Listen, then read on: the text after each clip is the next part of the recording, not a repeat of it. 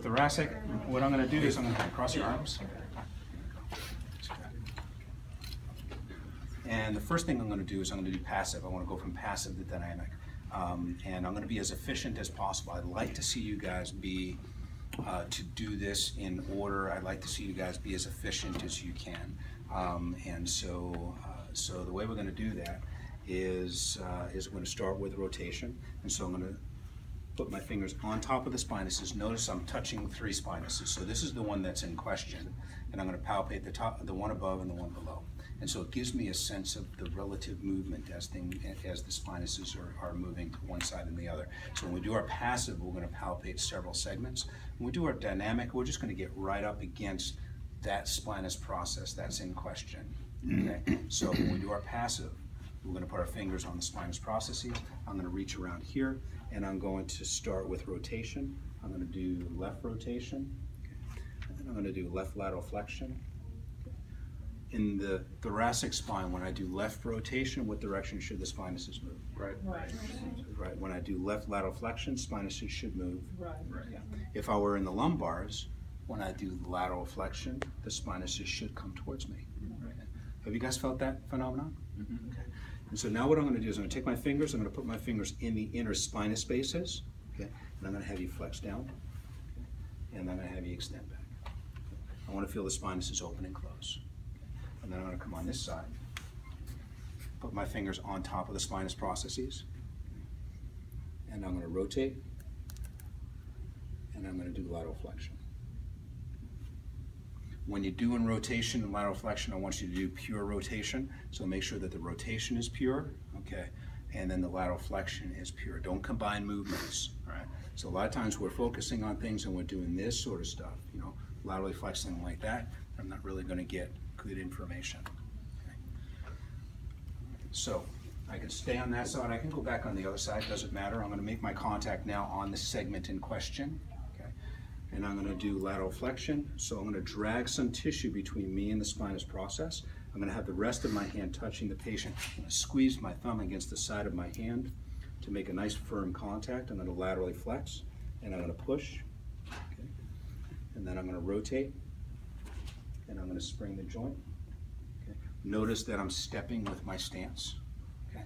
I already did flexion extension. I don't have to do that. And I'm going to come on this side. And I'm going to do rotation. And then I'm going to do lateral flexion. And that's it. So when I laterally flexed, I did a little bit of a spring. Okay. That should be noticeable. I should be able to see that. When I do my passive, I should see your fingers on the spinuses as you rotate back and forth and as you laterally flex. Okay? It should be obvious that you're taking your fingers and moving your fingers into the inner spinous space to do flexion and extension. Okay? So, all right. What do you think?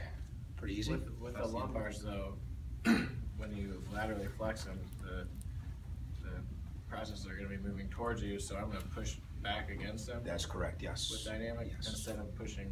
That's correct. This way. Yeah, I'm going to be pushing away from me with dynamic.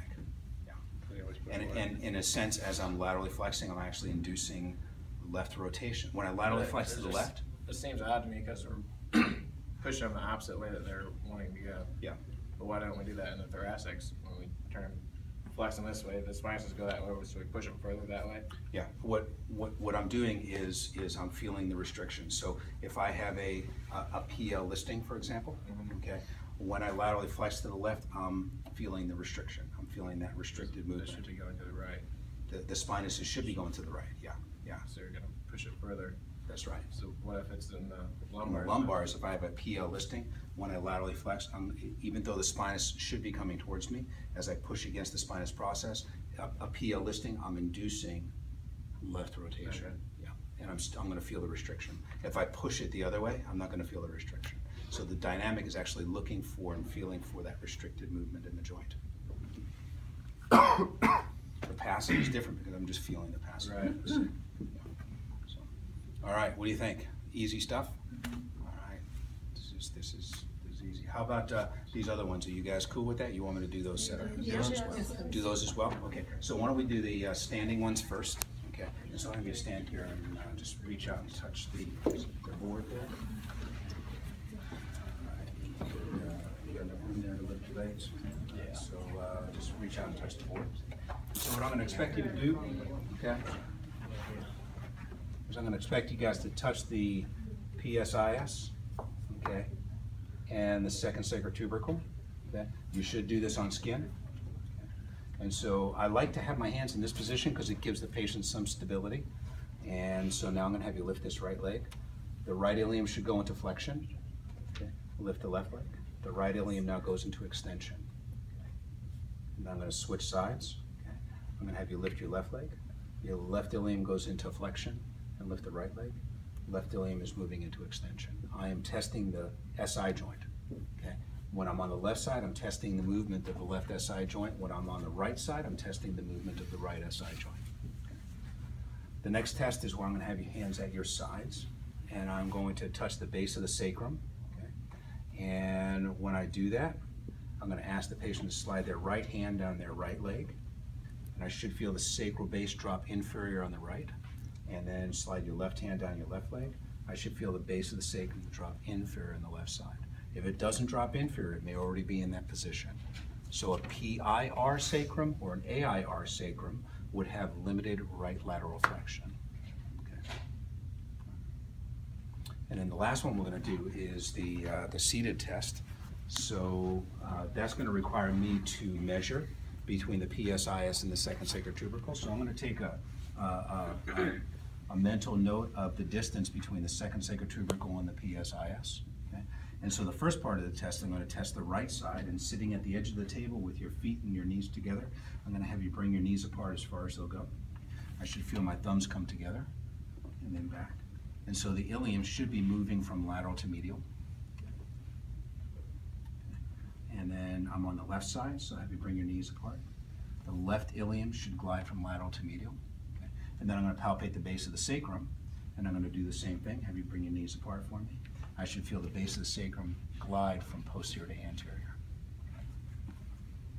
You want us to do it for, like, keep our hands on the PSIS and the second sacral tubercle and PSIS. not do the cheat way? Or If you're doing the cheat way, okay, you would palpate the PSIS and the base of the sacrum, okay, and then you bring your knees apart for me. And I should feel the iliums glide lateral to medial, and I should feel the sacrum move P to A simultaneously. I'd rather you do the 3 parts for the test. This way I know that you're understanding what's going on. The cheater way, you can do that, and, when you're in the clinic or whatnot, seeing your patients. It's just a shortcut method. So, cool. All right, what do you think? That's cool, thanks.